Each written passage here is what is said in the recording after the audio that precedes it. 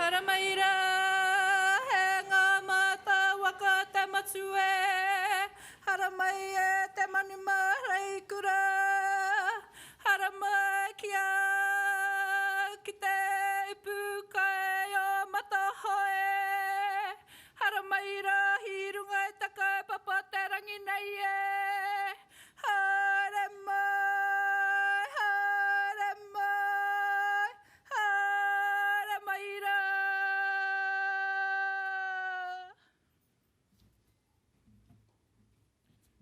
Tihe wini wini, tihe wana wana, tihe wā mauri ora ki te whea o ki tāo marama. Tirohea te pane o hore iwi, kia haka puke puke, kia haka tike tike ki wahora. He kāwau, he kāwau, he kāwau tiki tiki, kei te eke ki runga tāhuna tōrea. He kāwau, he kāwau, he kāwau tiki tiki, kei te eke ki runga tāhuna wai te mata. He kāwau, he kāwau, he kāwau tiki tiki e tihe wā mauri ora. E ngā mana, e ngā reo, e ngā iwi, tētahi tikanga no te wā kāinga, kia kore e mihia ngā mate i roto i te wharekai. Hoi anō, ko tēnei te wā, ka maumahara ki a rātou. Ko ki mai, ki te whaiao, ki te ao marama, tihe wā mauri ora. E te Pirimia e Jacinda, tēnei tōtaha Ngāti Whātua mihi atu nei ki a koe. Ki a koe anō Grant, tēnā koe. Minita mo te mahi a te rehia, minita mo te mahi tākoro. Me ngā minita, Luisa, koutou rā te kāwanatanga, ko tai mai tēnei rā, ka mihi rā kia koutou. Ngā mihi ranga, ngā rangatira o tēnā rōpū, o tēnā rōpū, ngā kai urungi, ngā pītau whakareia, ka mihi rā kia koutou. Ngā wahine Māori toku i te ora, koutou aku Amorangi, koutou aku Manu Mārai Kura, kia koe e te pirihi tēne e Pru, ka mihi rā kia koutou. Tēnā koutou. Hari ka koa, hari koa katoa, te ngā kau, te kite ai a koutou i tēnei rā, i a koutou e tautoko ana i tēnei tira, tēnei ope wahine, e paratu huarahi, kia ora ai te wahine i roto i ngā āhuatanga katoa o te ao, mā te whitiporo, mā te whanaporo, mā te kilikete, mā te yuka anō pēr, hoi anō, ka mihi rā, kia koutou e whakatuara nei, a Grant mā, me tēnei rōpū e kia nei ko Whisper, kaua ko te ko himu himu, engari ko Whisper ki. Māori Whispers tērā. Tō mahi e te minita mo te mahi tākoro, kia whiwhi te wahine he mana taurite, kia whakaorite tana whiwhinga ki te mātauranga, ki ngā tūranga taitei, pērā ki te wahine e arahina nei te kōti taitei, taino rā ki ngā mahi. Nā reira, e hari te mea mā te hā kina kina, mo te hā kina kina anahe te hui. Engari, he tino mana wahine te aronga, no te mea ki roto i ahau, i roto o Ngāti Whātua, te mana o te wahine ki reira, ka tae te kite. Tuatahi, ko tōku kuia, ko piu piu tērā, ahakoa he wahine iti, ahakoa kāre e i tū ki te whai kōrero, ko mōhio katoa ngā tāne i te pā, he aha te aha, i te wā, o tō mātou kuia, a mātou kuia, ko pērā rātou katoa, kia pērā anō te wahine Māori, kei rungi ngā pā, kei rungi ngā marae, enei rangi mō hoa nei, ahakoa ko te tāne kē, te tikanga mana e tū, ki te whai kōrero, ko wai e whakatuara nei aia, ko ngā kaukuia o te marae. Nā reira, ka whakapotongia te kakau o tēnei paipa. Hoi anō, kei te hui e Jacinda, kei te hui katoa ngā kai whakawā o Aotearoa nei, o ngā kōti katoa, me ngā kōti o te ao ki roto i a mātou i tēnei wā. Hei whakamarama i tērā kōrero, ka pakaru te reo Pākehā mo te wā poto rawa atu. Prime Minister, all of the senior judges, judges of the Magistrates Court, the High Court, the Family Court, Environmental Court, and all the others are meeting at Ōrākei today.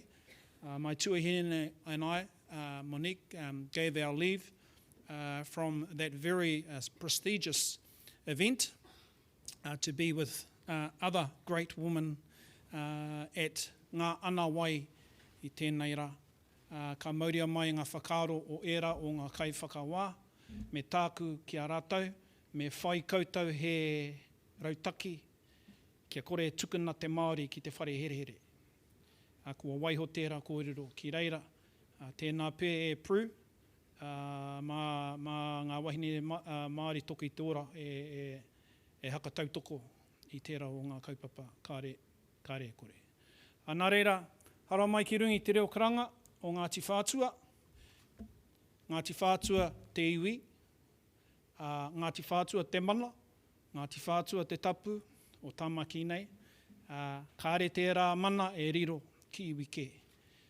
Me he mea, ka hea nei te tahi iwi i taku whenua, me haere tātou ki te pakanga. Ki te kore, ka we waihoa mā te whare kōti hei tohu ki a tātou, nā wai te mana mo tēnā pito, mo tēnā pito.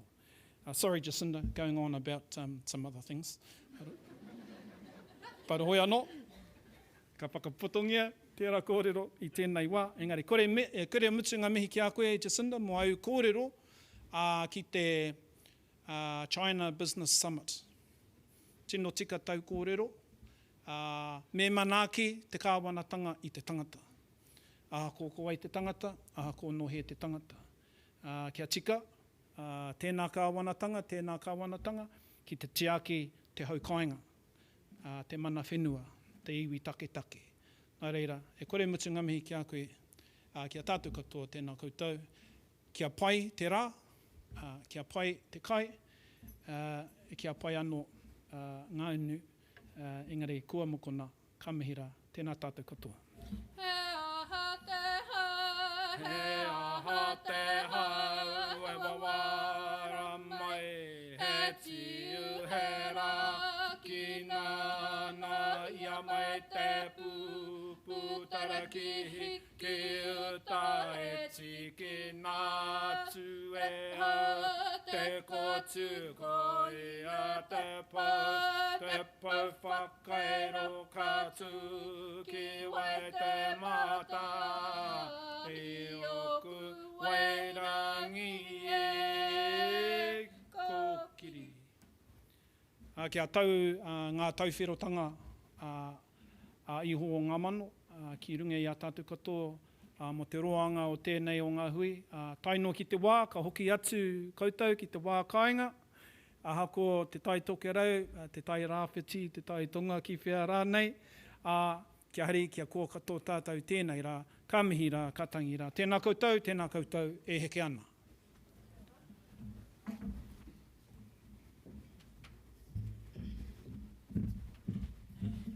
Kia ora, Taiha Monique. Thank you. Kia koutou, te tangata whenua, Ngāti Whātua Ōrākei, e mihi nui, kia koutou e tēnei wā. Kia tātou te hanga ora, tēnā koutou katoa. Kia ora, my name is Sharon Lloyd. I'm the General Manager of the Circle here in New Zealand. I welcome and acknowledge the Prime Minister, Honourable Jacinda Ardern, Minister Robertson, Dame Kupu, Dame Rarity Crofts, Members of Parliament, distinguished guests, ladies and gentlemen. On behalf of the Circle and Women in Sport Aotearoa, we are very excited to welcome you all to the 2021 Captain's Lunch. A special welcome to our global audience, the International Working Group on Women in Sport Network, joining us virtually today. It's great to have you with us as well, especially as I'm pleased to note the significance of today when we mark 1 year until the IWG World Conference on Women in Sport, which will be hosted here in Aotearoa. I also think, yes, very cool.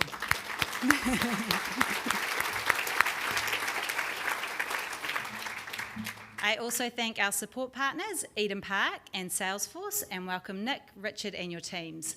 It's great to have you with us, and we will hear more from Richard Fillmore-Smith, who is the Managing Director of Salesforce, when he formally closes the event today. Thank you to our amazing Circle team here with us, our CEO Tanya Oziel, Dora, Julianne, Kiana and Maddie. The Circle provides a platform for opportunities to bring people together for collegial and thought-provoking conversations. We are committed to inclusion and diversity, and we are extremely proud of our partnership with Women in Sport Aotearoa. And I would like to acknowledge and welcome CEO Rachel Froggatt and co-chairs Julie Patterson and Sarah Lieberman. We love working together with Rachel, Nikki and the team, and congratulate you for your advocacy and amazing achievements, which you'll hear more from Rachel soon. And just on that, Whisper are a charity, and there are pledge cards on the table in front of you, and every little bit helps. Thank you. The opportunity for the Circle to bring our members together with the sporting community today, including our wonderful captains, and thank you for all being here, has been a highlight of the event for us, and everyone is just buzzing to be together, and it's brilliant to see 410 of you in the room today. The New Zealand Government's active recreation strategy has a vision to enable women and girls to realise their potential in and through sport and active recreation. And today we are really honoured to have both the Prime Minister and the Minister for Sport and Recreation here with us. Thank you so much for your time and commitment. To our panel, Dwayne Cale, Vice President of the International Paralympic Committee, Emma Gilmore, International Rally Driver, Sarah Walker, BMX Olympic medalist and International Olympic Committee member for New Zealand, and our moderator, Megan Campon, former Women's National Basketballer Association basketballer. Thank you for your time today. We look forward to hearing your perspectives later on. So the logistics, after our lunch, Raelene Castle, who is the Chief Executive Officer of Sport New Zealand, will formally introduce the Prime Minister. Following the Prime Minister's remarks, Rachel Froggatt will share more on the global initiatives that are going to be staged in New Zealand. And we will then hear from Minister Robertson. Following his address, we will conclude with our panel discussion. So we've got a lot for you today.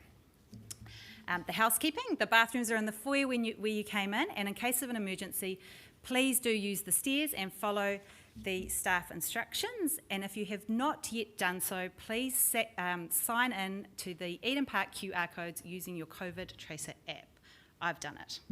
Today's event is on the record. We welcome the media here and encourage you to tweet using the hashtags #TheNetworkEffect, Whisper Aotearoa, and IWG Women in Sport, and you don't have to remember them, they're on the screen for you.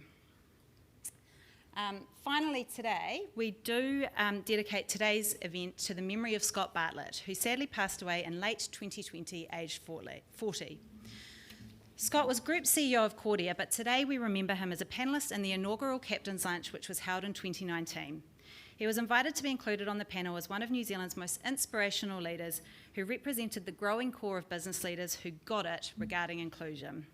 He took the opportunity to be forthright in outlining the imperative of doing, not just talking, and included very personal anecdotes of his own journey.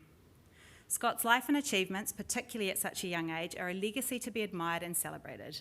His vision, his passion for life, and creating a workplace where everyone had an opportunity to thrive are what made him such an incredible leader. He was always an advocate for diversity and was very proud of his work with the LGBTQI+ community.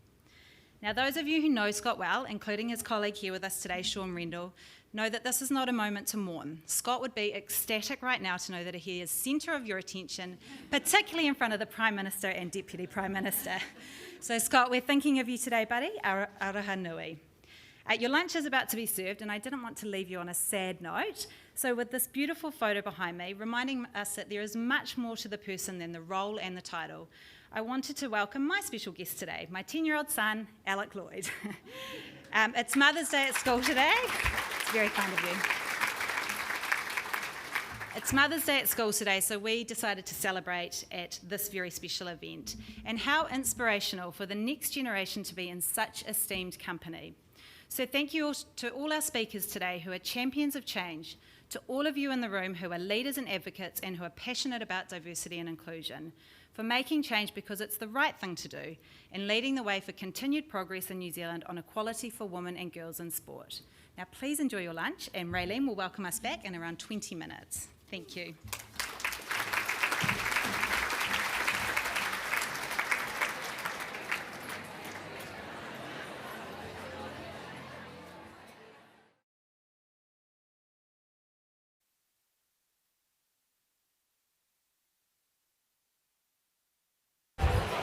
Good afternoon, everybody. Oh, there we go. Somebody very helpful is helping me. I hope you all enjoyed your lunch, and please continue as we start the second half of the afternoon. Aku tupuna, aku tuakana, aku tēnā, tēnā koutou katoa. Mi aro kita ha'o hini aha wahi, ko Raylene Castle o, ko o te mana hotu o ihi o te aroha, no Ngāpuhi o. I am Raylene Castle, the Chief Executive of Sport New Zealand, Ihi Aotearoa. I am Ngāpuhi. To our ancestors and to my sisters, those younger, there's quite a few of them in the room, and to those wiser and more experienced, and there's certainly some of those as well, I acknowledge you all. Pay heed of the mana wahine. This is something Sport New Zealand and the government have committed to through our strategy for women and girls in sport and active recreation.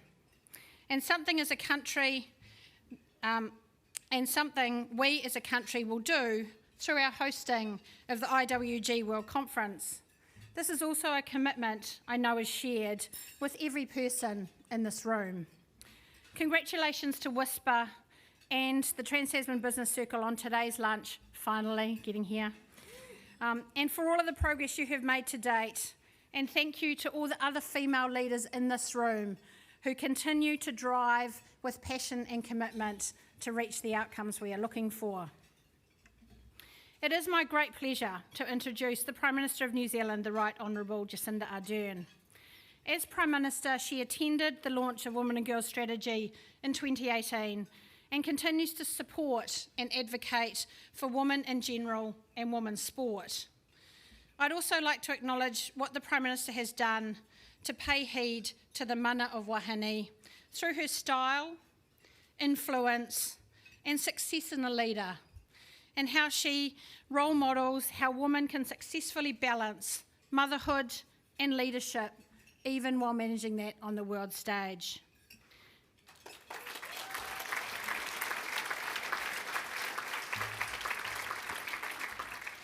In all of these ways, she inspires women and men here and around the world and reinforces the importance of the work underway in our sector to promote the importance of increased representation of women within our sector.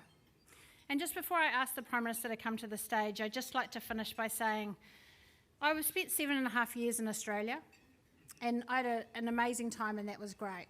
But if I'd had $1 for every time an Australian said to me, I wish your Prime Minister was our Prime Minister, I would not need this job at Sport New Zealand. Prime Minister.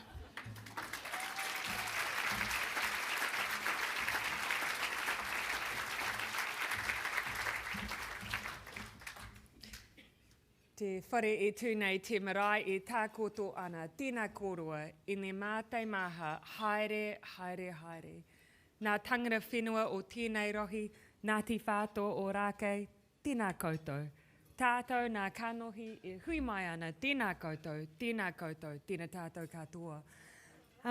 Kia ora everyone, and thank you so much for the chance to be here amongst such a group of esteemed guests.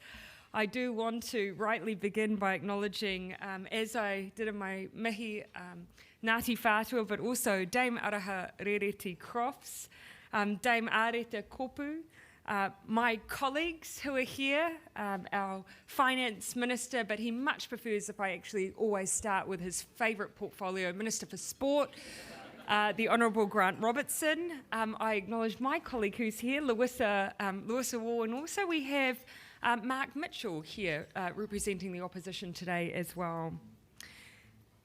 I'd like to acknowledge today's hosts, General Manager of Trans-Tasman Business Circle and Sports Connect, Sharon Lloyd, and Chief Executive of Women in Sport, Aotearoa, and Secretary General of the International Working Group on Women in Sport, Rachel Froggatt, as well. It's fabulous to be seated with you too. Thank you for your work in bringing together business and sports leaders who want to drive positive change for women. I'd also like to just share in the acknowledgement as we begin today and tribute to Scott Bartlett, the former Chief Executive of Kordia. Many of you would have known Scott and will be aware of, as you've already heard, the incredible person he was, such a hugely respected leader with such a passion for life and for creating a workplace where everyone has the opportunity to thrive. And I do want to acknowledge the advocacy that and his personal commitment to our rainbow community as well.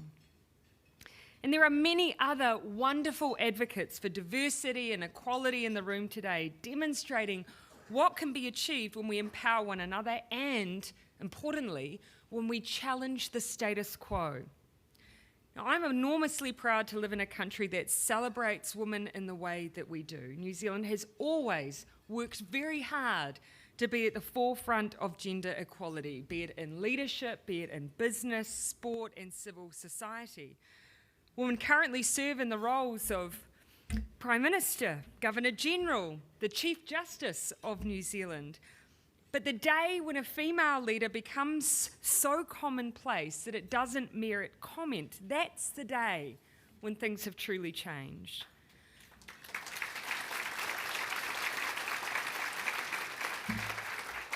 So we can never assume that a path that is clear or cleared remains that way, and that everything, once you've been on that path, automatically becomes easier for those of you who follow.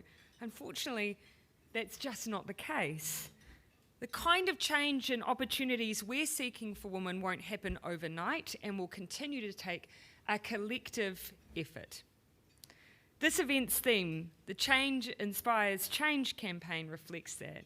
We're only going to see change if we keep up our momentum, if we celebrate the small steps that lead to bigger change, if we continue to challenge behaviours and attitudes and continue striving for greater diversity. So how can we use sport to drive this change? Sport has proven itself to be a powerful tool with a unique ability to transcend social barriers and boundaries. And through sport, we have the opportunity to further promote the importance of issues like gender pay parity and female leadership. On becoming minister, Grant made clear that his top priority for the sport and recreation portfolio was women and girls in sport. Sport New Zealand developed the Women and Girls in Active Recreation strategy that I had the honour to launch right here at Eden Park in 2018. The key themes of that strategy continue to be areas where we have a huge opportunity to make a difference in the well-being of women, participation, value, visibility, governance, and leadership. And I know Grant will fill you in on some of the progress in the implementation of that strategy shortly. It's about making progress for women at all points along the sporting spectrum, though, from how we encourage participation that carries through life, because we know often women's engagement in sport can dip and wane because we try and do everything all at once, to the programs we run in schools, to the way clubs are organised, how we promote and organise sport, right through to pay parity, greater visibility of our elite athletes, and supporting more women into leadership roles. Now, we're taking some great and important steps in the right direction. New Zealand's top footballers, regardless of gender, are now receiving equal working conditions. This includes pay parity, it includes equal prize money, equal rights for image use and parity across travel while representing New Zealand. But this should not be groundbreaking, and it shouldn't be the exception. And here, I really do believe issues around women in sport often come down to a very simple principle of fairness. Sometimes, though, things that are so entrenched don't always seem as an issue of fairness unless we look at them from a different angle. So I want you to imagine a situation for me where a high school calls for auditions for a school play. A group of teenagers, different ages, genders, and ethnicities, put their heart and soul into that call and audition, and 40 of them get parts across 2 different shows. They spend the next 12 weeks rehearsing, with the shows an hour each and intended to be back-to-back. The big day arrives. The students arrive at the theatre for their call time. The first show is set to perform at 6 p.m. They arrive to be told that the theatre didn't spend as much on advertising for their show as they did for the second. In fact, the only tickets sold were to family and friends, some of who couldn't make it because 6 p.m. isn't the most convenient time. They perform regardless to a mostly empty theatre. An hour later, the second crew arrives. They don't have the same problem. Their show is packed, the box office is pleased, and immediately gives them a second night's billing. Afterwards, their director is so proud they share a hot meal backstage in a green room. No one notices that the first crew left after a cold sandwich and a slice of orange. Now, of course, this is an overly simplified analogy, but if we view some of the persistent disparities in women's sport from a different angle, it can indeed be as stark as this. And some of that analogy I drew on real-life examples. Most Kiwi sportswomen at the top of their game go without real financial reward. Apart from a select few, women are generally unable to claim sport as a primary career. They have to take time off their real jobs in order to train and to play. And I know it may seem a small thing, but everything from merchandise to the parts of the stadium that they're able to use to after-match functions and meals can be vastly different for our women in sports. Now, we've seen significant steps taken to champion women's sport by raising its commercial success and building audiences through sponsorship and promotion. And this is helping grow interest in women's sport in New Zealand and around the world. The spectacle here at Eden Park last weekend of the first Wahine Super Rugby game was incredible. It gave a window to the extraordinary talent and skill in women's rugby. It's been called a breakthrough, but only if there is follow-through. And that is a project that we all need to be a part of. And while we've made progress on how we represent women, we have also seen some progress, emphasis on the sum, of how much coverage women's sport gets. Last weekend, Sport New Zealand released research that showed that women's sport coverage in our media is now 15%.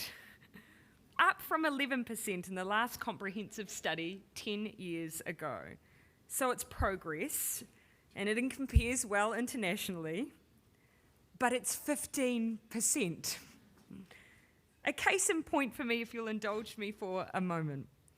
One of the diplomatic protection members here today with me is a woman by the name of Rachel Clark. She's been with the New Zealand Police for 10 years.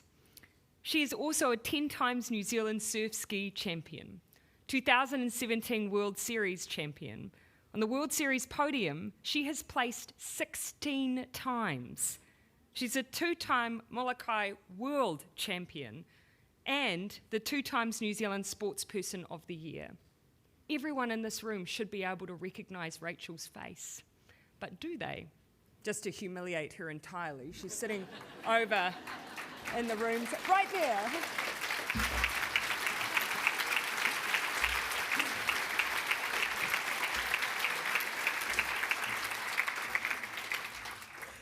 I feel really bad I did that to you, Rachel, but also sort of not. We need to continue to challenge attitudes around media coverage for female athletes. Female board members on national sports organisations are increasing. Around 40% of board members on national sports organisations are now female, but women in key leadership roles within sporting bodies are still sorely lacking. Massey University research has found females are outnumbered in management or leadership roles in approximately 60% of the country's national and regional sports organisations. We know that females want to participate more, but they often have different motivations for participating. often prefer experiences that are social, empowering, that are enjoyable. And there are more sport and active recreation organisations finding ways to accommodate these wants, needs, and motivation. But there is still much more that we need to do to remove the barriers that exist for female participation. So, New Zealand's hosting of the International Working Group for Women in Sport, through your amazing work in Whisper, is central to helping drive some of these changes. We have a real opportunity here to connect New Zealand with the global conversation on gender equity in sport, to learn from the international communities, and to identify the legacies that we want to leave. We may not have all the answers now, but organisations like Women in Sport Aotearoa are critical in driving that agenda. And in May, next year, when the culmination of this work is marked with the International Working Group on Women in Sport's World Conference here in Auckland, we'll have a chance to celebrate the progress New Zealand has made and hopefully set ourselves some lofty goals for the future. I'd like to think the world will look at us and see us continuing to walk the talk, leading the charge, and inspiring more change. And I know I'm lucky enough to be surrounded here today by people who share this vision and who are taking on the challenge of making it a reality. So, let's get on with it. Nō reira, tēnā koutou, tēnā tātou katoa.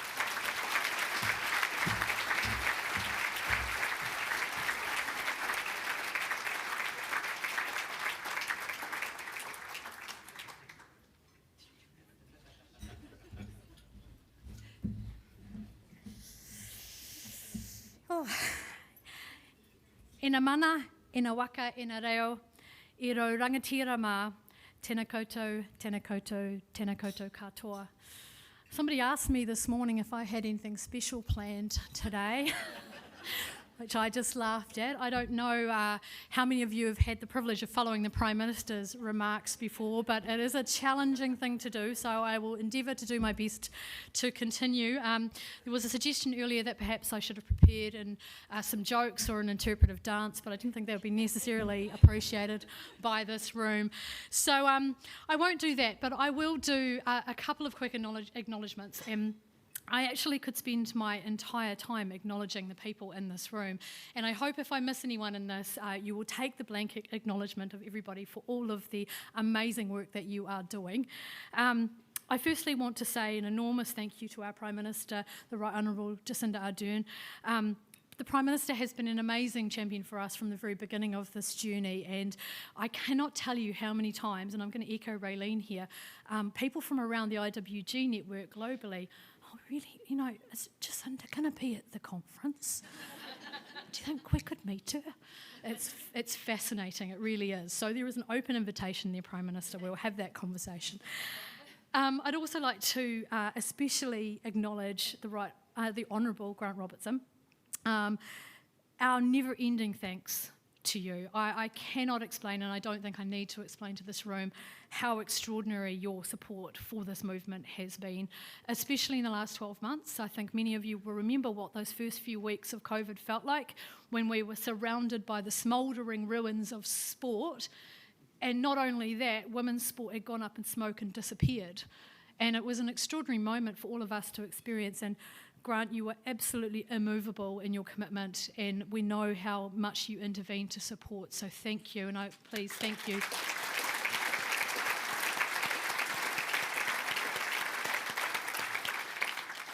I would like to acknowledge our Te Tiriti o Waitangi partners, Ngāti Whātua Ōrākei and Taiaha Hawk, and the team that have come to join us today.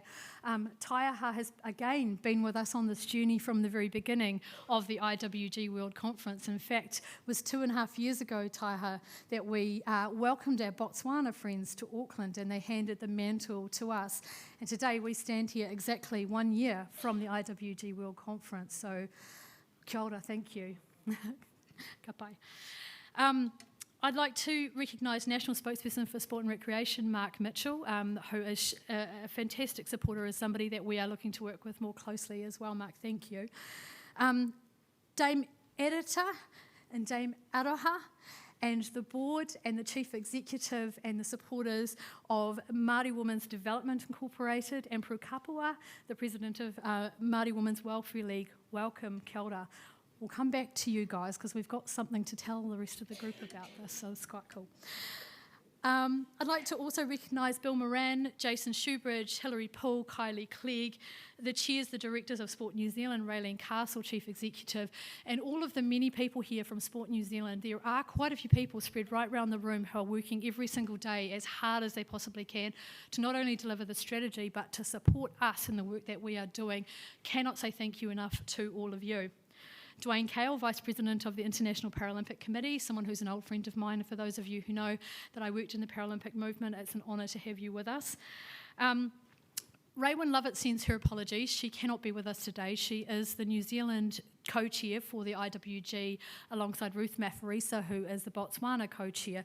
However, we do have Fiona Allen here. I've lost her. She's in the room somewhere, who is here representing the board of the IWG Global Executive, who are all watching from afar, I hope, and with a great deal of envy because still most of the world cannot actually gather in these groups in these sizes without masks and enjoy a lunch together. So I think I would pass on the message. This bodes well for the World Conference if you feel like coming to New Zealand. To all our wonderful partners, a special mention to Pam Ford and the team at Auckland Unlimited, Susan Sawbridge at MB and the team at New Zealand Major Events, Meredith and Kirsty from the Ministry of Women, Louisa from the US Consulate, Ashton, Sarah and the team from Simpson Gresson, and all our friends and allies from around the world, most especially Richard from Salesforce, I've lost him, there he is, who is our sponsor today, and also Nick from Eden Park, who's given us this amazing venue. And I noticed before, we've taken over the branding of the big screens, which I didn't know was something we were having today, so I'm super excited about that. Thank you. I just want to acknowledge the 320 odd of you that have had tickets to this event for over 12 months. Thank you. I said to someone this morning, I feel like I'm a bit of a rock star, like this is the hottest gig in town now. We have a wait list of about 50 people as of this morning, so do boast about it. Do tell everyone that you meet that you came to this event and you enjoyed it and were a part of it. I also want to I guess at this moment, acknowledge our dear friends at the Trans-Tasman Business Circle. Tanya and Sharon and the team have been extraordinary partners for us the last 3 years. And Sharon and I were joking, this idea for this event came out of a coffee in a random cafe somewhere in the middle of Auckland, the first time we ever met. And within 6 months, we'd staged the first event. Last year was a challenge, I'll be honest, but we did turn the event into a digital launch, which Minister Robertson, as you recall, were a part of and quite a number of you came to. And finally, I just want to recognise our international guests who are watching us from afar. We have a very large IWG family around the world who we contact and talk to all the time and who are watching us with a great deal of interest and are excited as we celebrate 1 year to go. So, it's an interesting thing to talk about this 1 year to go because we were talking about the fact that next year's Captain's Lunch, which you're all invited to, by the way, might want to put your name down real quick because it does sell out, we'll be exactly 2 days into the IWG World Conference, so we'll be halfway through our major pinnacle event. Not only that, about a month prior, Andrea Nelson and her team at the ICC Cricket World Cup will have smashed all records, would have had amazing full stadiums, would have had the best broadcast numbers in the world, and New Zealand will be standing really proud on the international stage as a home for Women's Cricket World Cup. And we'll also be staring down the barrel, as I was saying to Michelle, I've lost her as well, at the Rugby World Cup not long afterwards, and then of course the big one, the FIFA World Cup in 2023. For the first time in its 28-year history, the IWG World Conference on Women in Sport will be both a physical event and a digital event. And this is really significant because a lot of people around the world would perhaps not have been able to travel to Aotearoa anyway to join this conversation, to meet the people that they need to meet, and to gain inspiration and ideas about how they can push forward with gender equity in their own environments. So we are currently building a platform to host, we're conservatively saying hundreds, we're hoping thousands of people from around the world to join this conversation live. And we'll be staging our physical event at the Aotea Centre in the middle of town. Thank you very much, Prime Minister, for your work in trying to open the bubbles. I know we've got a bit of an issue with Sydney, but fix that and we'll be right. But we definitely think the Aussies and our Pacific cousins will be with us. We hope that we may be more widely open by the time we get to the World Conference. But what we will be doing is creating a completely integrated physical and digital event. So wherever people are in the world, they'll be able to join the conversation and meet people on the ground. I'd really like to acknowledge at this point the chair of the IWG World Conference, Pauline Harrison. Again, I cannot see her, but I know she is, I think, in this direction. Yes, there she is. I don't think people realise how much work is actually going into the design of this program. So this is not a New Zealand conference, this is a global conference. And so that means that the content has to be absolutely representative of all of the continents and all of the nations around the world and the challenges that they are facing. Pauline is now heading a team of 150 leaders from around the world who are designing this programming. Those 150 leaders are from every continent.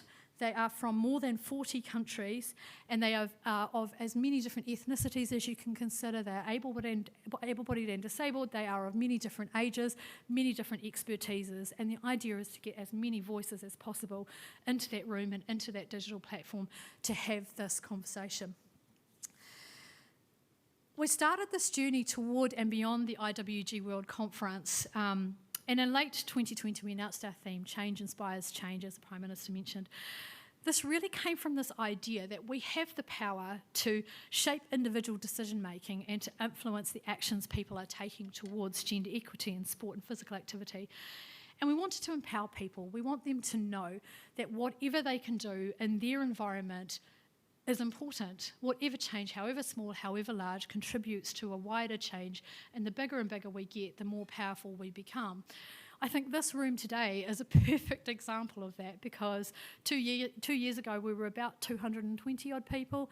This year we're 410 with a waiting list, and who knows what we could turn into next year. So this is becoming a really powerful movement now. I wanted to talk a little bit about the journey Women in Sport Aotearoa has been on as well. So Sarah Lieberman and Julie Patterson gathered together a group of 22 very powerful women in a room 4.5 years ago, and they just asked them one simple question: are we happy with the state of New Zealand sport and recreation right now? And you can imagine there was a lot of this. And then they said, do you think we should do something about it? And there was a lot of this. So fast forward 4.5 years, and we are now in a position where we have an advocacy agency that is working at the top levels of sport and is connected to all of you amazing people and is helping you tell your stories, helping you get your changes out there to inspire other changes. So a massive thank you to all our foundation members in the room today, and a thank you to Sarah and to Julie for your vision 4.5 years ago. I hope you're pleased with where we are.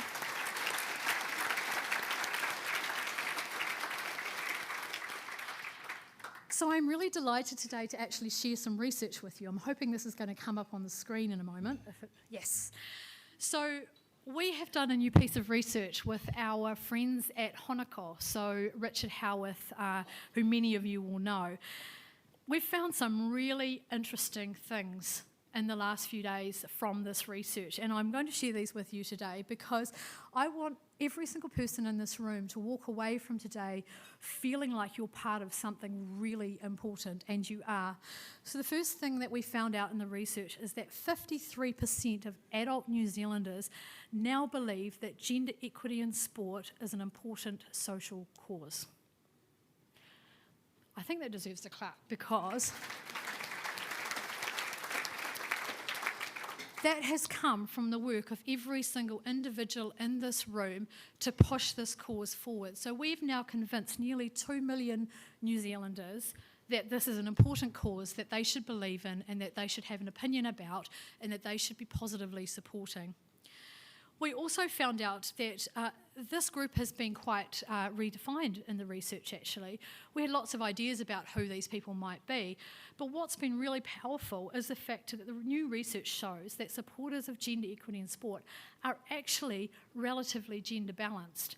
So it's actually a pretty close split between men and women supporting the move towards gender equity in sport and recreation.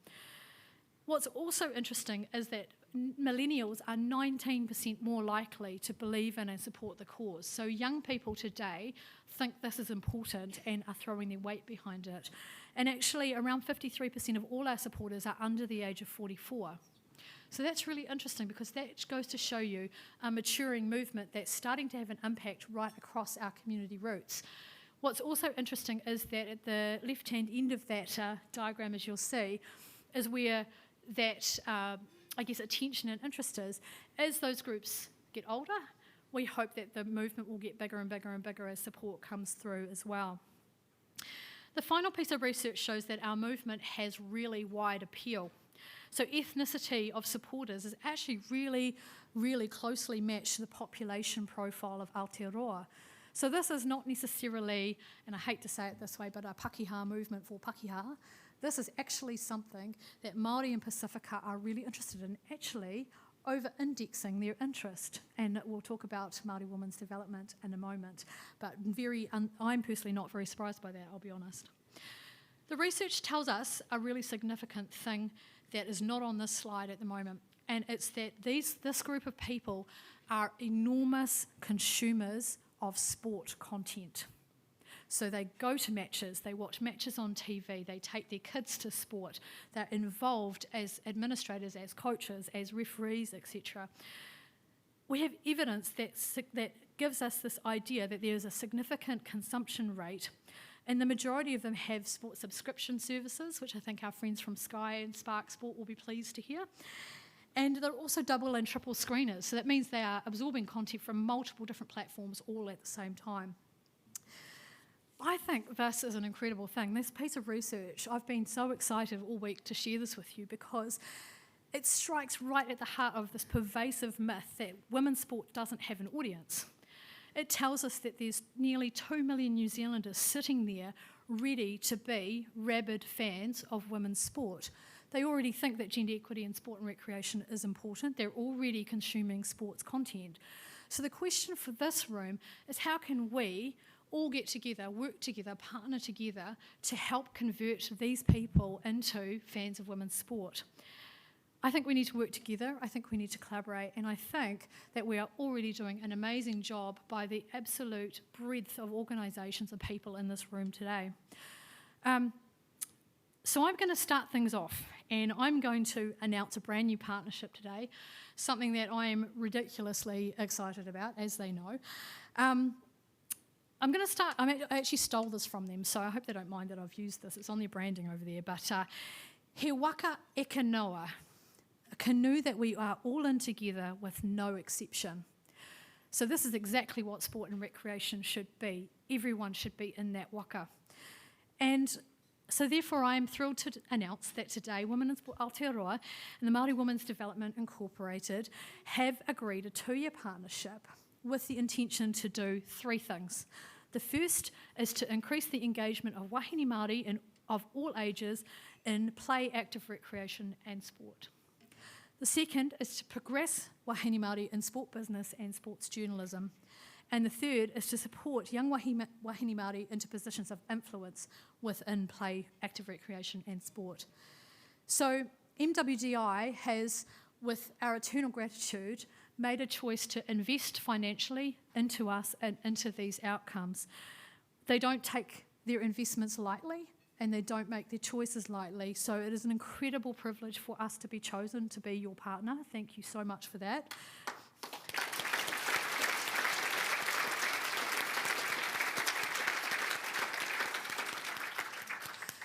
For those of you that perhaps are unfamiliar with their work with wahine Māori, they do an amazing set of work with women in business and economic and social well-being, and this is their first true and deep foray into the sports sector, so watch out because they're coming for you.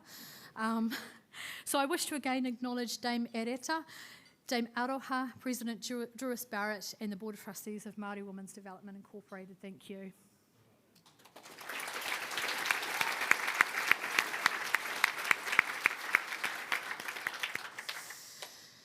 So, I was faithfully told by Trans-Tasman I had 6 minutes. I think I've blown that out. Apologies all. But I hope you don't mind. It's good storytelling. It's fine. But on the topic of collaboration, many of you, I think, will have been following the Locker Room series that we've had going on the Big Four. So the Rugby, Cricket and Football World Cups and, of course, the IWG. And this morning there was the fifth in the series where the four of us actually sat together on the steps actually of Eden Park and talked about what it's like to collaborate across the Big Four. I think it's a perfect example of the kind of partnerships and relationships that we can have in women's sport. It's very unique. It doesn't happen in most parts of sport. And so with that in mind, it is my absolute privilege to introduce my friend Andrea, who's going to come up and talk to you about the World Cups. So kia ora, thank you very much.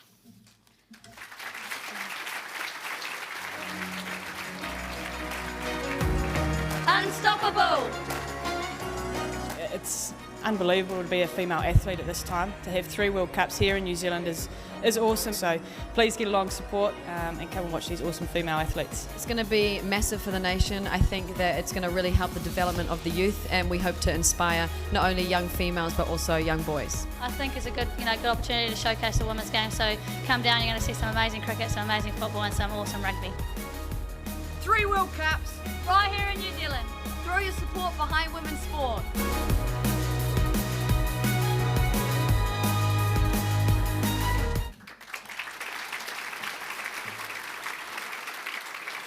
Pretty cool, that video, actually, and I know that in 2015 I worked on the FIFA tournament. There was a cricket tournament we tried for 12 months, and I think Dave Beach, we successfully got 2 trophies next to each other. So I think seeing those 3 athletes together and the power that brings, well, that's really what I'm here to talk to you about today. So kia ora tātou, I'm lucky enough to be the Chief Executive, and I'm going to give it a go, of Kapu Kitakiti Wahine o te ao Rua Tekau Mā Rua, which is hard, about the same in Māori and English and difficulty to say, the ICC Women's Cricket World Cup. I mean, this is amazing, and looking around the room and seeing the level of support for women in sport. We're really riding a wave here, and it's a wave locally and it's a wave globally. And I feel like we've really made huge strides, as everyone's spoken to. Public interest is there. There's media coverage. People are coming along to the matches. The next big step is corporate support. These 3 World Cups are coming to New Zealand at a totally critical time when it comes to women's sport. We can change the game. And really what we're asking this group of people, who looking around, are the most influential group of people I've seen in a room together for quite some time in New Zealand, is we can get full stands, we can get full corporate boxes, and we can get full suites of sponsorship behind these events. And that's great for us, it's great for these events, but that starts a pattern and a legacy where the future of women's sport is commercially appealing. People are watching it on telly, sponsors want to be involved, and we start that today here. It's not going to be a very expensive thing to do. That's a great thing about getting at the beginning of a wave. To give you a sense of it, for our World Cup, $5,000, you can host 10 clients and you can shout 100 kids in a local school to come along to any World Cup match. And I don't think any business can find better investment than that. And so I am here to do a brief sales pitch. On your desk, you'll see this lovely thing. We're looking to collect some data. It's for all 3 World Cups, so we will take our group, we'll pass it on to our friends at rugby, and then on finally to FIFA. But, we've got a champions program for the Women's Cricket World Cup. Lots of people in this room are champions, and if you want to be and you are not, then Brooke in the corner here has a whole lot of forms and is very happy to sign up on the spot. But I've been informed by my millennial staff, I need to say this, this group of people are more than champions. We are the hype squad. Every dining room table, every social gathering, every corporate meeting, we should be talking about this unbelievable opportunity of 3 World Cups and 3 huge sports here in Aotearoa. And what are you doing to take your part in it? So I guess that's where I'll leave you. Speaking of champions, though, one of our first champion, our most meaningful champion in many ways, and I echo Rachel's period, has stood by our tournament through postponement, COVID and change. So I'm very honoured to have the opportunity to introduce Deputy Prime Minister, Minister for Sport, Grant Robertson. Kia ora.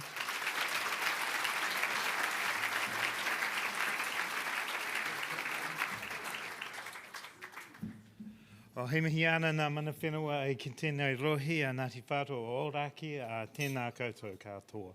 E nā mana e nā reo a Raurangatira mā ana Hauei whā a tēnā koutou, tēnā koutou, tēnā koutou katoa. Welcome to the most unnecessary speech today. I'm going to keep it relatively short as a result. I don't often end up on the same billing as the Prime Minister, and so a few critiques I'll run through now. No. I'm immensely proud to serve alongside the Prime Minister, and I think what you heard in the speech today from Jacinda was the absolute commitment that she has to gender equity globally, but specifically locally here and specifically about sport. So Jacinda, can I just say thank you to you for your support for what you're doing for women in sport in New Zealand. It's amazing.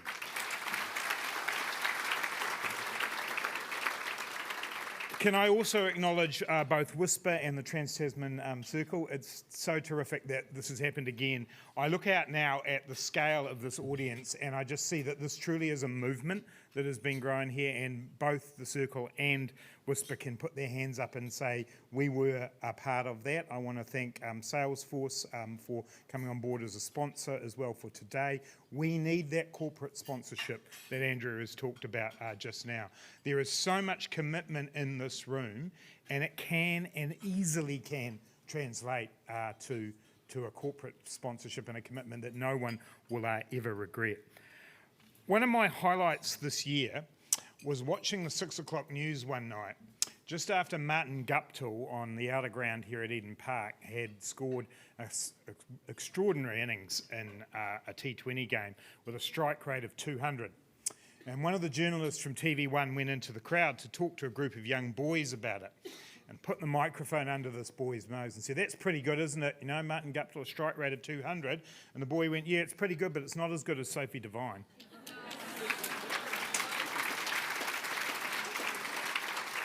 And that moment, which got replayed and replayed and replayed, says everything we need to know about the importance of the visibility of sport and the visibility of women's sport and the valuing of women's sport in Aotearoa. Because it should be about the young boys and the young girls. It should be about the old boys and the old girls. It's about everybody getting the chance to see their heroes, to see the people who are going to inspire them into the future. And so, as we look at what we've done over the last few years, and I want to acknowledge Raylene and the team from Sport New Zealand who've worked so hard. Is Kay here? Kay Thompson here? Yeah, I think she is. Where's Kay? There she is. Some amazing people at Sport New Zealand who've really driven along the Women and Girls in Sport and Active Recreation strategy. I'm immensely proud of that piece of work. We've still got a long way to go, as the Prime Minister and others have said, but if we think about what we have managed to do within the governance structures, within the leadership structures of sport in New Zealand, building participation at every level, it's great. We've created activation funds and innovation funds for young women to be able to get involved, not just in organised sport, but in active recreation. Making sure barriers are broken down, be it around transportation costs or support for health services or whatever it is, making sure that that's possible, and I'm really proud of that. I'm particularly proud of the work that we've done around coaching and around offering opportunities for more elite coaches who are women. We do not have enough of them. At the moment, we've got the Women High Performance Sport Residency Fund with about 8, I think, leaders and coaches in fixed-term residency positions.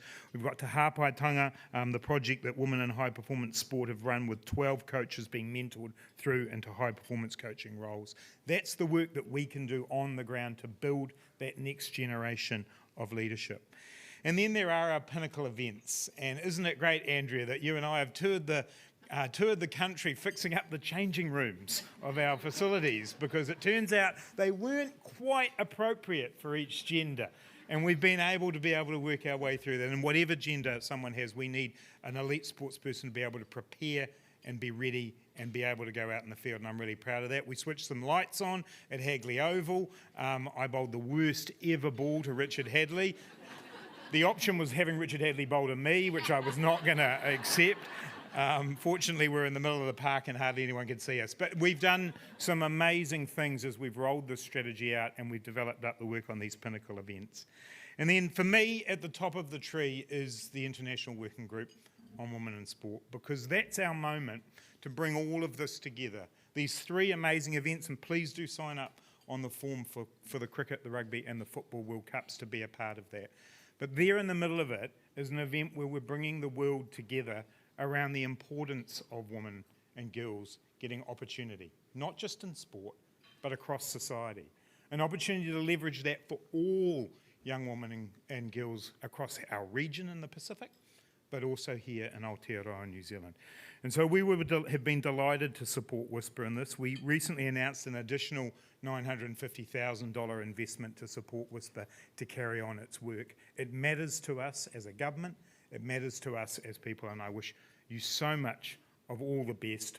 We'll be here in May next year celebrating. I'm pretty confident we'll have lots of people from around the world here, and I hope that you're all here continuing to support the enormous contribution that Whisper's made to the lives of young women, girls, and everyone in New Zealand. Nō reira, tēnā koutou katoa.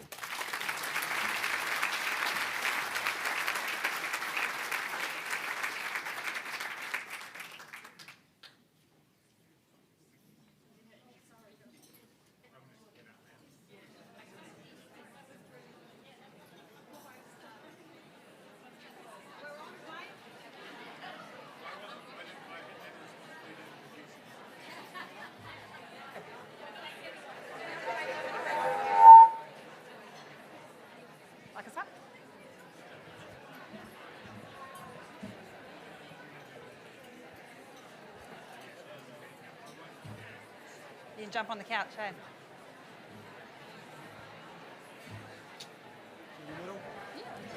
Where do you want to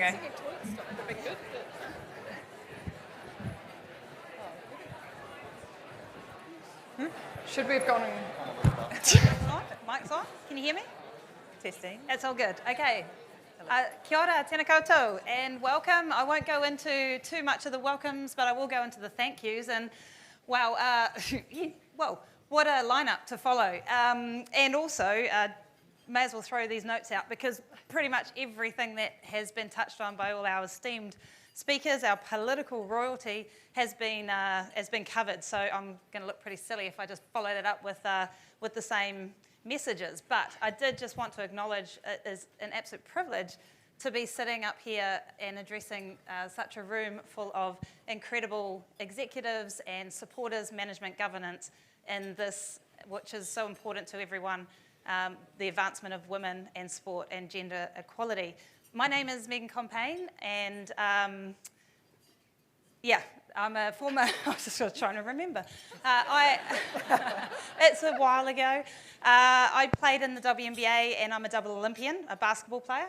And I'm joined by my friends on the couch and Sarah Walker. No need to be really introduced. You know Sarah, double Olympian, silver medalist, and a pretty bad on a bike.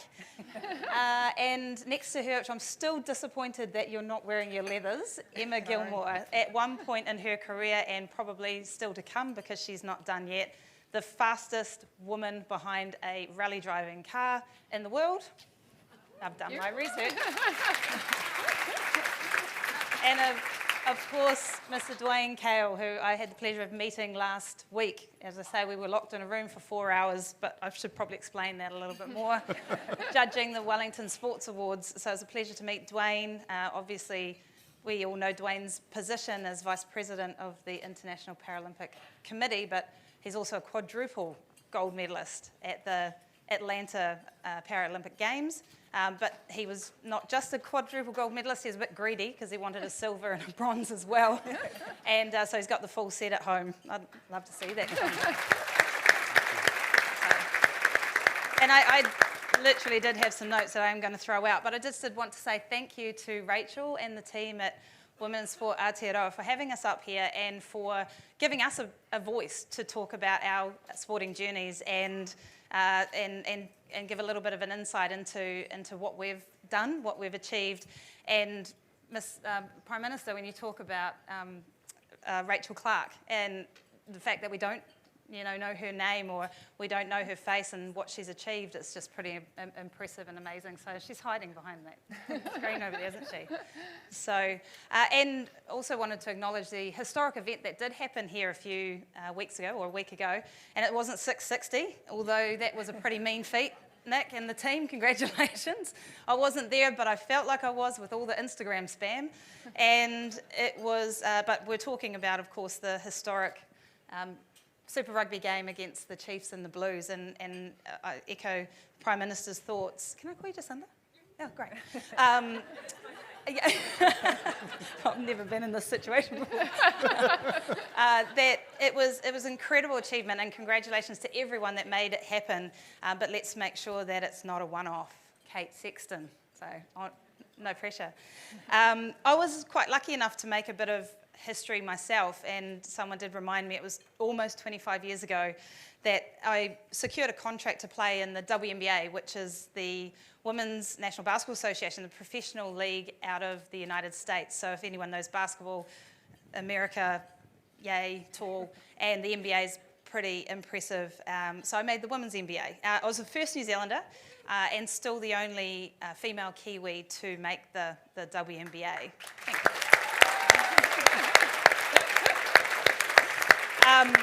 Judging by the claps, you guys didn't know that, and that's okay, because I didn't really expect you to. And you'd also be forgiven to thinking it was Sean Marks who was first, because he followed a year behind me, and he was second. And I like to remind him of that. He's doing all right for himself right now, though, GM of the Brooklyn Nets. But it was actually, I didn't feel myself that I really had a platform to actually tell that story, or to share that success, because the advocacy and the support wasn't really there. I actually didn't think anyone really was interested, and it was easy then to get into a little bit of that mindset for many, many years, to say, people, oh, you made WNBA, oh yeah, but it was only 1 year, or you were the first Kiwis, yeah, but I didn't play that many minutes. That typical, female imposter syndrome, or not owning your success. But I'm really actually encouraged today to be sitting here being able to tell you my story. So I did make the WNBA. I'm incredibly proud of myself, and we are waiting for that next. And I challenge everyone in the room to just make sure you know what her name is. And I'll give you a hint, she won't be far away.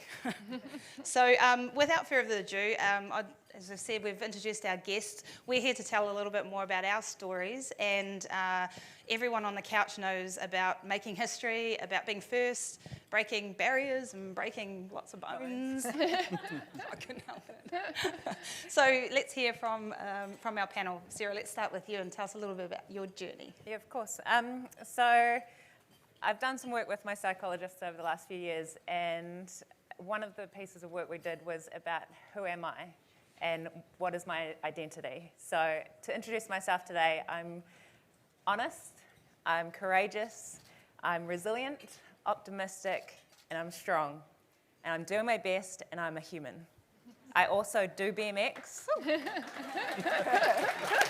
Very well. And I'm on the IOC and the NZOC as an athlete representative. So being focused on who I am and not what I do has been an awesome journey. But yeah, I love what I do. I love riding bikes. It is so much fun. And it's an honour to be here with you all this afternoon. Well, you're very good at it, Sarah. Awesome. Hi, everyone. I'm Emma Gilmore. I'm a proud Dunedinite, so pretty enjoying the warm weather up here in Auckland. Yes, I'm a rally driver. I'm one of the best rally drivers here in New Zealand, and regarded as one of the best in the world as well. I've been very, very lucky in my career to rally all over the world, competing in all kinds of motorsport. I got to do the likes of the WRC Finland, which is competing in rally in Finland is like being an All Black here in New Zealand. It's pretty special. And I got to do global rallycross in America, competed in the X Games, and also got to learn about sand dunes and racing over them in Qatar. So I feel really lucky to have been able to do what I do, and I absolutely love it as well. Exactly like Sarah said, just I get such a buzz out of driving a car fast down a gravel road. It is very addictive. So it's one of those sports that it's when it's going well, it's absolutely amazing. and then a split second later it can just be the worst place in the world and you'd rather be anywhere else. But yeah, no, I'm very, very honoured to be here today. It's amazing to see so many people, and yeah, it's just fantastic. Thanks, Emma. Dwayne. It's interesting you say the worst place in the world. That's where my sporting career started, on a surgery table, and they're taking a benign spinal tumour out of my back, and to suggest that you probably won't walk again. Boy, was I the luckiest person, and I did not have an appreciation as to what it would lead to. And it didn't obviously start that way. It was pretty dark early on of, you know, disability, live in a corner, wait to die, because what else do you do? And unfortunately, that's what happens for so many people with disabilities around the world. And I had a coach that I previously, who'd coached me, that found me and had different plans on how I could get, you know, my self-esteem back, you know, recover, get involved in sport, and get me back into society. And, you know, yes, that led to some sporting success, but I think what it led to is that understanding of what sport and using sport as a platform can do for getting others that follow in your footsteps, and how we use sport to shape society and inclusion. And obviously we do that through Paralympic sport. So I have been really lucky, but I didn't appreciate it at the time, and I'm sure we'll talk a little bit about, you know, where that's led to. Yeah. I'm sorry, we should clap. Never met anyone that's won 4 gold medals before. So Rachel mentioned a stat earlier that said 53% of New Zealanders are now believing that gender equality is a major social issue. So I was interested to see what you guys were thinking about that. And do you think New Zealand has turned a bit of a corner with this issue, and that it's becoming, we're moving in the right direction? Emma. Oh, thanks. Yeah, like I think it's promising, but it's still only 53%. Like, it's like, come on, we need to be a bit higher. But it's a great starting point, and, you know, and hopefully it will increase. But, you know, I think, as you can see in the media stats, you know, we do lead the world. Like, we're doing better than the others, but, you know, there's still a long way to go. You know, I think having the World Championships here in the Games and stuff is going to be amazing for the profile in New Zealand and women's sport, and that can only be a good thing, I think. Yeah. I was going to ask as well, like, with you being a rally car driver and being a female amongst males, it's not separate. Like, how does that work? So rally driving, before I got into rally driving, I did horse riding. So another sport where it's just gender neutral, you know. And so for me, when I started in rally driving, I didn't really see the big deal with it. You know, you're just rocking up to just compete, and you know, but it's I suppose you do stand out from the crowd, and it's given me a lot of opportunities because of that. Yeah. I guess we could all talk about, you know, the sports that we chose traditionally may be seen as male-dominated sports, but we've all been able to succeed and achieve. So, like for you, Sarah, what would you tell a young BMX? I just watched my brother, and there was no way he was going to be better than me. Good old rivalry. I just, I did it, and I didn't think twice about the fact that I was a girl. It was just like, my little brother is not going to do a jump, and I will do it too. And the jumps got bigger, and we got faster, and all of a sudden I was travelling the world and competing internationally. And it wasn't until you take moments like this where you actually sit back and reflect on the fact that you were breaking boundaries, because in the moment you're just doing the best that you can, you're dealing with the challenges, you're facing them head on and making the most of what position you're in. And if there are challenges, you face them and give them 100% as well. So gender doesn't really play into it, doesn't it? No, it doesn't cross your mind at the time. And then you reflect back and you're like, wow, okay, that was actually quite challenging, and had I been a male, it might not have been as challenging. But for me, one of the cool things I've been able to do is support the young girls coming through in BMX, and I'm actually competing against one of the girls I supported to compete for an Olympic spot this year.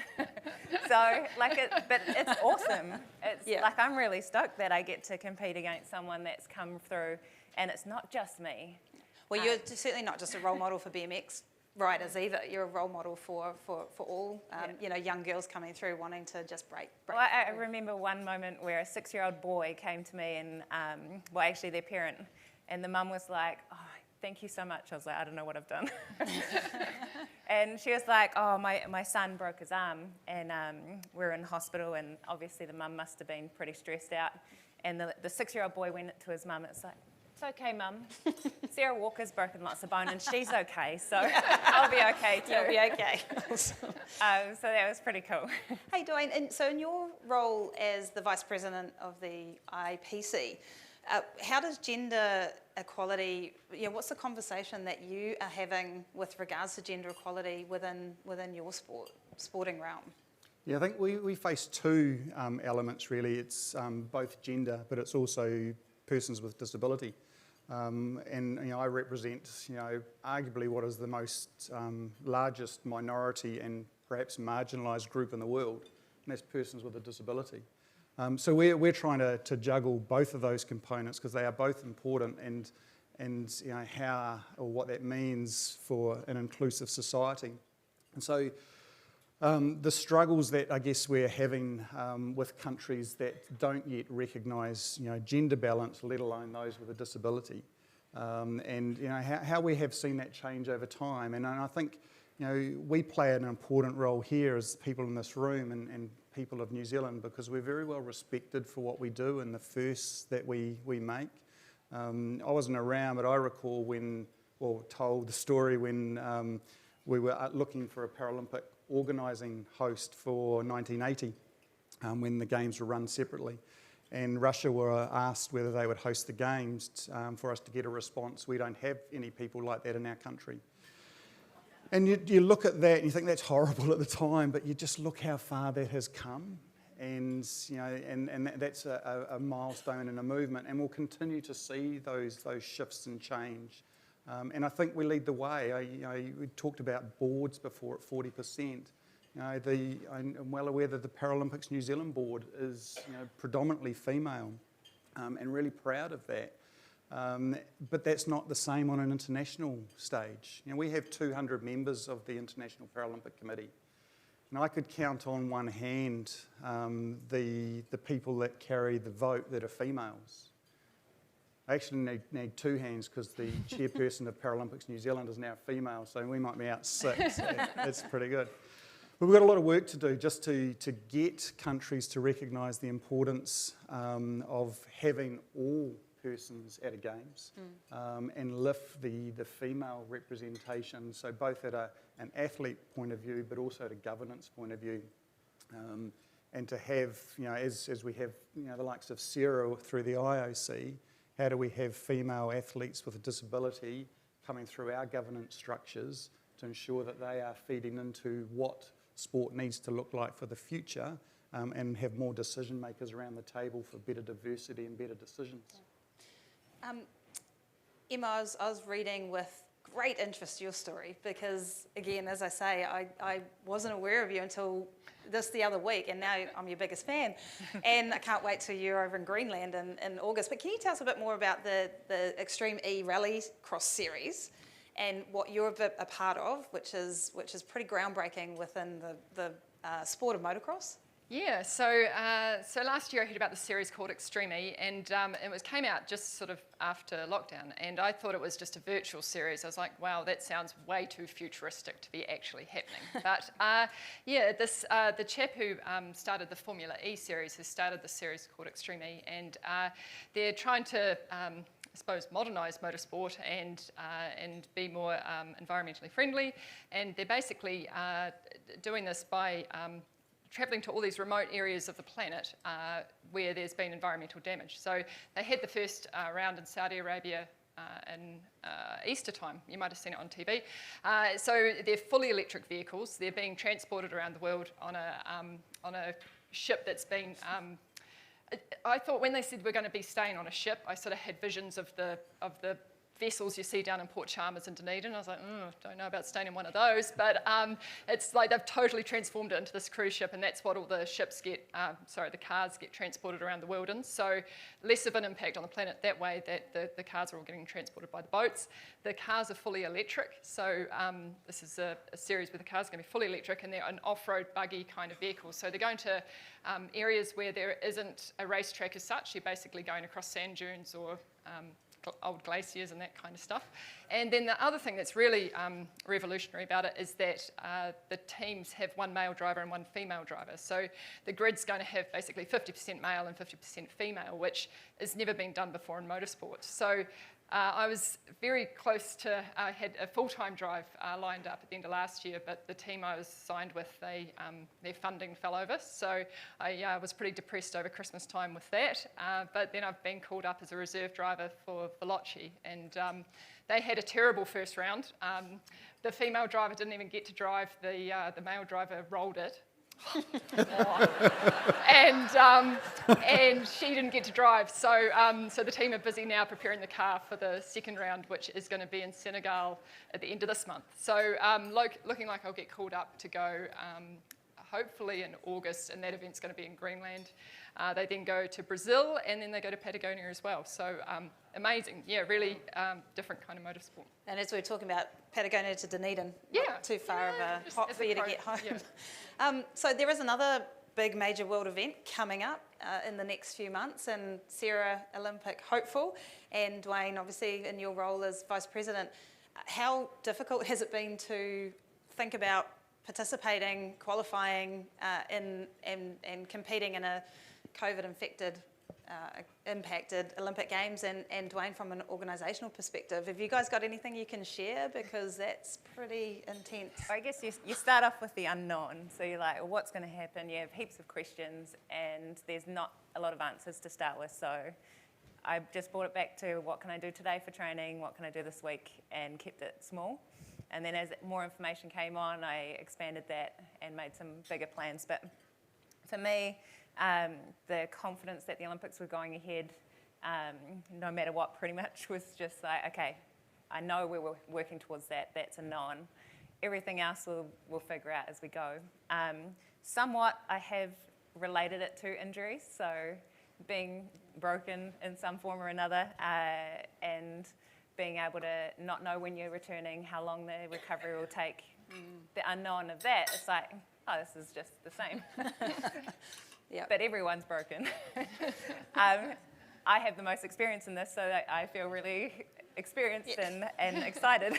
Ready to go. Yeah, but it's been really exciting and also really reassuring. Like the New Zealand Olympic Committee have been great with informing all the athletes, keeping us all up to date. So it's not been that stressful, which has been great. Yep. That's the whole point. You just turn up and be able to perform your best on the world stage, whatever the circumstance. Yeah, that's fantastic. Yeah. So what about you, Dwayne? I'm thinking of making an athlete comeback to Yeah. reduce the stress levels. I'm delighted to hear that an athlete perspective of, focus on what they do and, what they can control, and that's super important. And, I think from an organising perspective, we're probably receiving a lot of flack and criticism for trying to embark and continue the pursuit of running the games, at all cost. And it's not like that. And I think, we need, as human beings, we need these beacons of light, of hope, of end, of, achieving. And when you set your ambitions on actually achieving something, you will get there. Now, will it mean, we get there for Tokyo 2021? I sincerely hope so. Are there lots of challenges that go with it? Absolutely there are. But I think that relentless pursuit of, we've got an end date where it has to be delivered. It can't be deferred another 12 months. And we need to just keep pursuing and persisting and getting there and juggling the challenges that get thrown at the organising committee. And I think one of the people I feel the greatest empathy for is the organising committee. Anyone that's been involved in a large sports event will know that in those last 7 or 8 months, you are running a marathon, at pretty much full pace. And the hours of work that people put in is just enormous. And so what we did to these poor people in the organising committee in Tokyo is said, run another lap. We just need you to keep going a bit. And they're exhausted. And it's not just the organising committee, it's the IOC, it's the International Paralympic Committee. The staff are doing everything they can to bring this event together. to provide that opportunity for our athletes. And I hope our athletes get a great experience, but I think we all recognise it'll be quite a different experience, that people like Sarah will recognise the difference of a London versus what a Tokyo may be, and the memories will be different. But we've got to keep pursuing and believing that we can make this happen. It's comments like that, and we hear that from the IOC as well, is like, it's about the athletes, and I think of the people I train with, the people I see at the gym in Cambridge, up at Millennium in Auckland. Over 70% of athletes go to one Olympics. And this is their one. This is their one. So how do we make it happen for those people that have been training for this once-in-a-lifetime opportunity? For the rest of them that are going to a second or a third or a fifth, they've been training for the last 5 years, every day, every week, to be there and be their best and perform on the world stage. So yes, there's so many challenges and the list is never ending, and I know the NZOC guys and the IPC guys and the IOC, the organising committee, their challenges are humongous. But those 10,000 athletes, or the 13,000 including Paralympics, like those athletes, they deserve to have the chance to perform their best on the world stage, and it will look different, but that's the priority. And I think it's really cool as an athlete to know that that is the priority, and that's what we're hearing and seeing. And Sarah, you have a foot in both camps too. Yes, you should.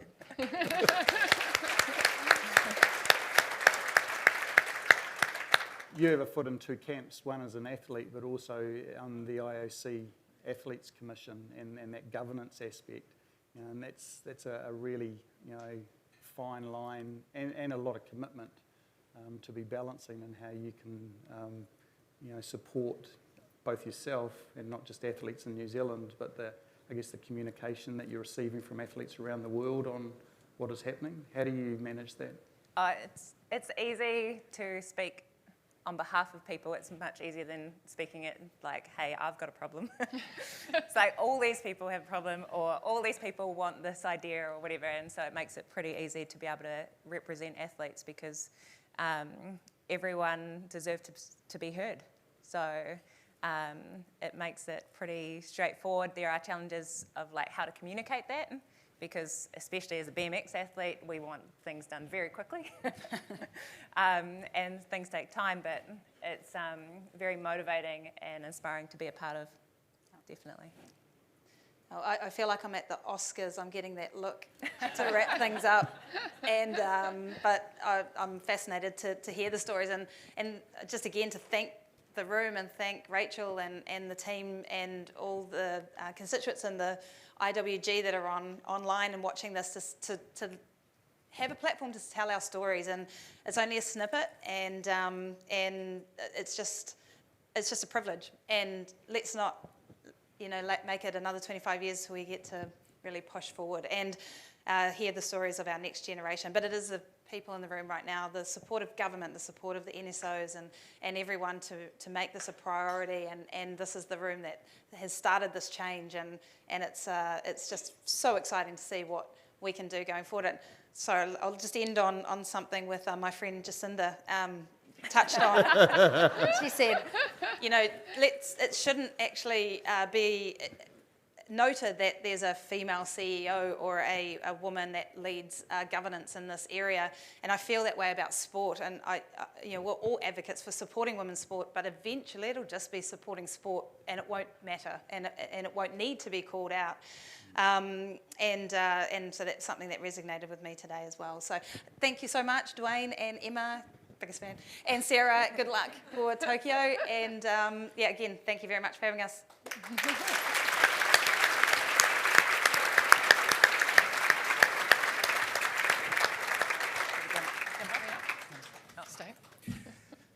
Kia ora, koutou kata.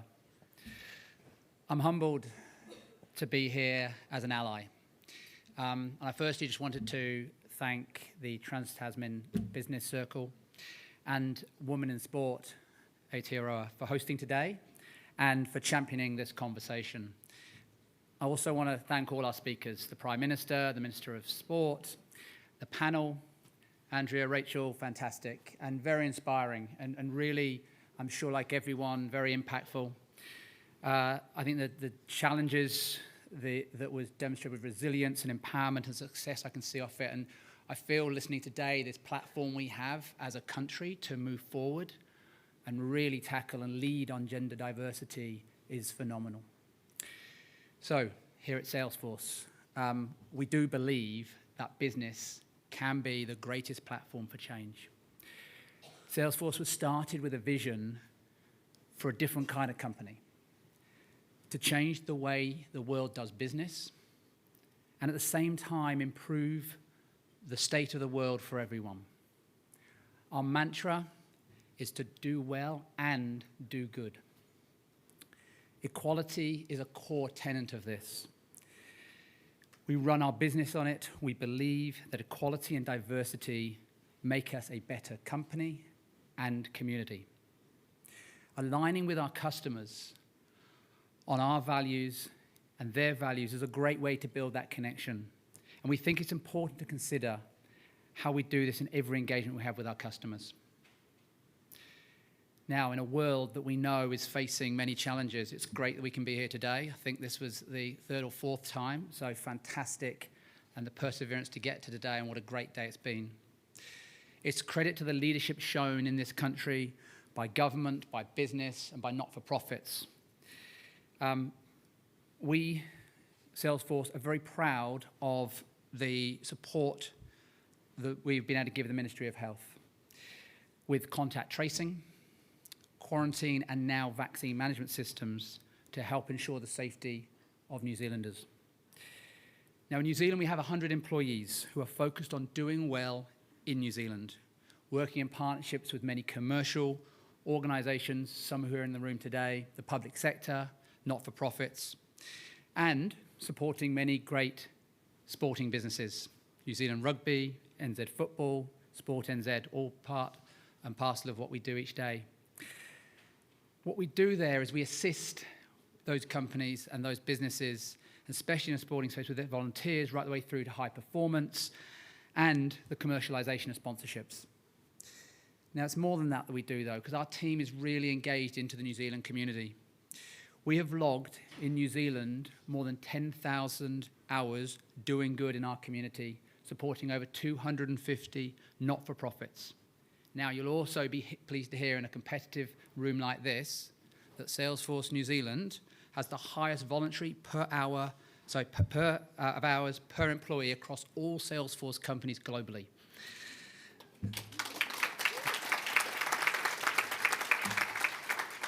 Now, one of those charities I'd like to talk about is Tupatoa. The Tupatoa Intern Program is an employment gateway that provides professional opportunities for Māori and Pacific Islander tertiary students into corporate and community organisations. We at Salesforce had our first 2 interns join us this year, and already one of those in the last month has progressed into a permanent position. We've committed to bringing 2 in as a minimum each year over the subsequent years.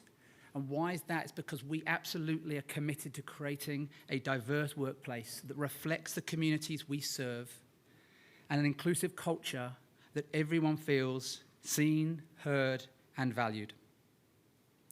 So we send our gratitude to all of those who've joined today, physically and virtually, at the Captain's Lunch, and for sharing in our pursuit of breaking down boundaries.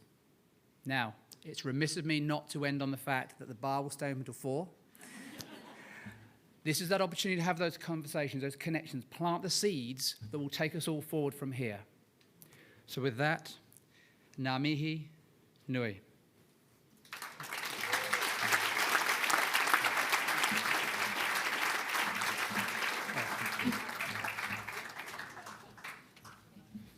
E kei aku rangatira he taonga te wareware. Tōku hunga wai ko Kataraina O'Brien Tera. No Ngāti Pikiao, no Ngāti Awa. Tō koutou hoa, te wā ki aia, mahi ana ki tō koutou taha, Māori Women's Development Incorporation, ka mihi rā, Ko tēnei tētahi taonga, ko whiwhia e au no roto i a koutou. Hareira, ka mihira kia koutou. Hey everybody, I've been told I've got 10 seconds to wrap this up because somebody took 15 minutes, too long. And there will be no penalty. Oh, you can buy me a beer. Well, no, I just wanted to say that I've joined the movement.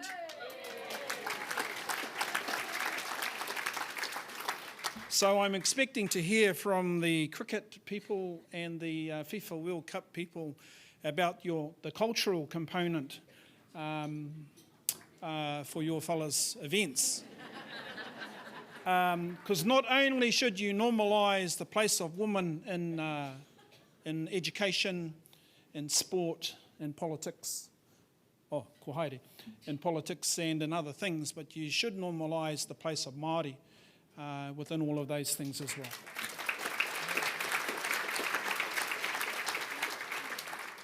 And because I've got half a minute left, I thought I'd just say that my claim to fame in sport is that none of you recognise me with my clothes on.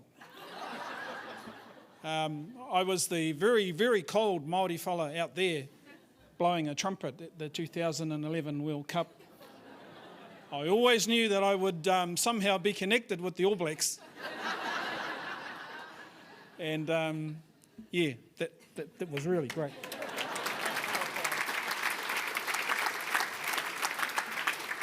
Nā reira, kia inoi tātou, unuhia te uru tapu nui, ke whakawāte kia māma, te hinengaro, te ngākau, te tinana, te wairua ki runga i te ara takatā, ko ia rā ko rongo kia whakairi ake ki runga ki a tīna, haumi e, hui e, kia ora tātou.